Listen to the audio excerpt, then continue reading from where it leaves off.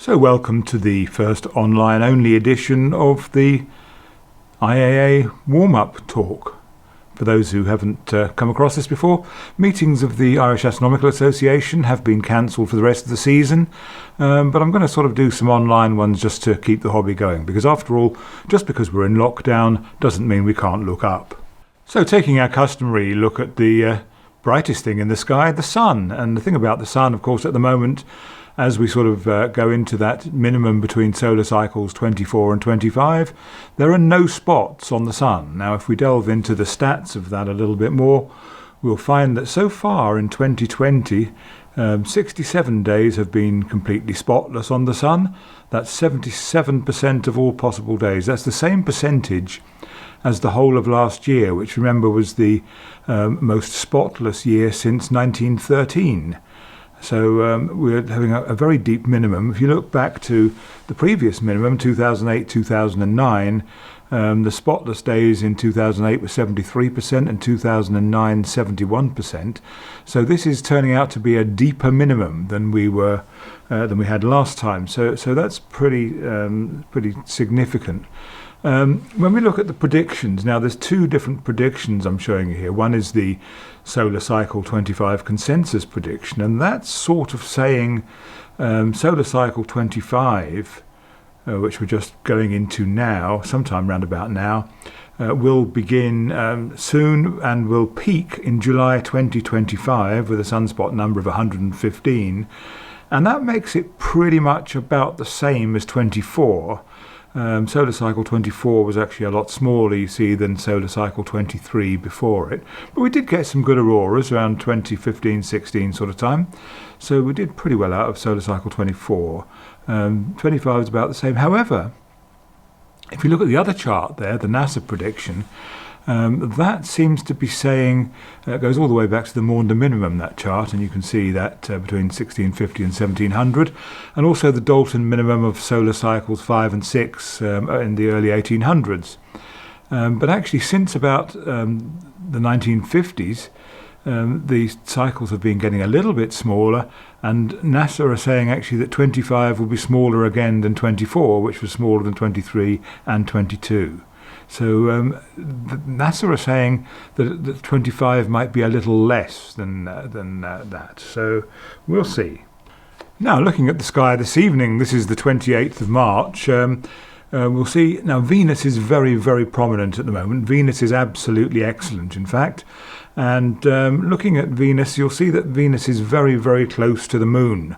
This evening, there's a lovely crescent moon, about 3 days old, and 16% illuminated, and the whole thing is actually very close to Aldebaran and the Hyades and the Seven Sisters. So we'll see how that develops shortly. There's a closer view of Venus, the Seven Sisters, the Moon, and Aldebaran and the Hyades in the constellation Taurus.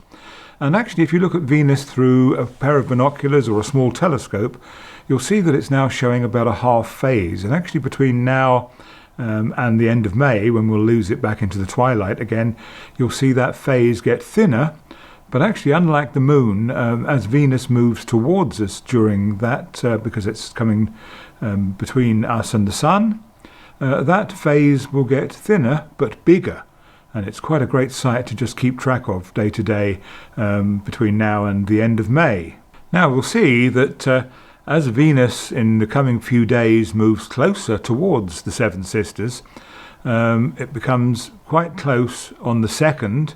And then on the 3rd of April, in the evening, you'll see that Venus is actually right in the M45 cluster, just slightly out to the sort of southeast side of it, but very, very spectacular. There will be 8 sisters, one of which, of course, will be very much brighter than the rest, because the individual stars of M45 are about 3rd and 4th magnitude, whereas Venus is minus 4.5 at this time. Very, very bright and well worth a look. Be a lovely picture.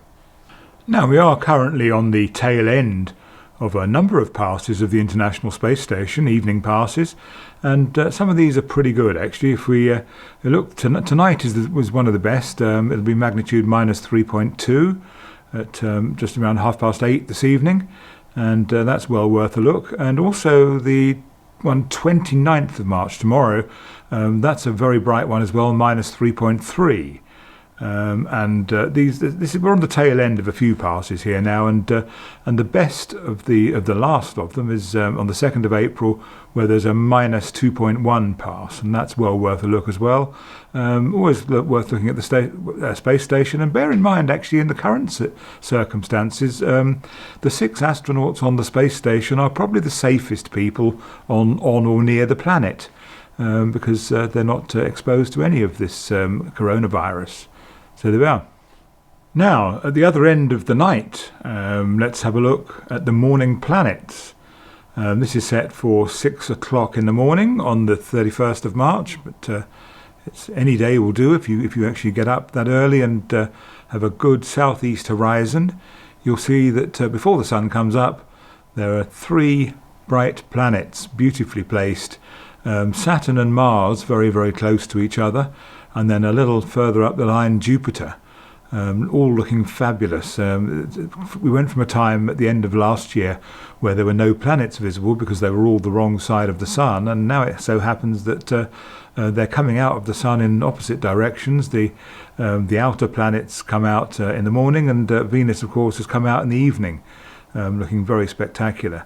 We did have a bit of a visitation by Mercury, but it wasn't an easy one to see, perhaps later in the year. Now then, anyone who, like me, is owned by a cat will be familiar and indeed can relate to the astronomers saying about comets. Comets are like cats, they have tails and they do what they like. And in this case, though, it's slightly different because comets are more like buses. You wait years for one to come along, and now there's 3 8th magnitude comets in the sky, in the northern sky, that we can see as well. First of all, up in it's actually in Camelopardalis, but it's actually just a little bit out of Ursa Major. Comet C2019 Y4 Atlas. It's in the general vicinity of M81 and 82. So that's well worth a look there. It's last observed magnitude 8.0. We're hoping for this one to brighten up in May. There is a real possibility that one of these might become naked eye, and it's a long time since we've seen a naked eye comet. I suppose 2015 Lovejoy, was that naked eye? I'm not sure. Comet Holmes, I suppose, going back to 2008, was one of the last bright ones. And of course, the last really, really good bright comet was probably Hale-Bopp of 1997. So we're well overdue for something really good. I'm not sure if any of these 3 will do that, but the next one up actually is Comet C2017 T2 Pan-STARRS, and that's up towards sort of the eastern side of Cassiopeia, just some way from the double cluster in Perseus, and that's magnitude 8.5 at the moment, and again very very easily visible in the night sky with the telescope, or if you just take a wide field camera image with something fairly bright, like a sort of 51.8 lens or something like that, you should be able to pick that up quite easily.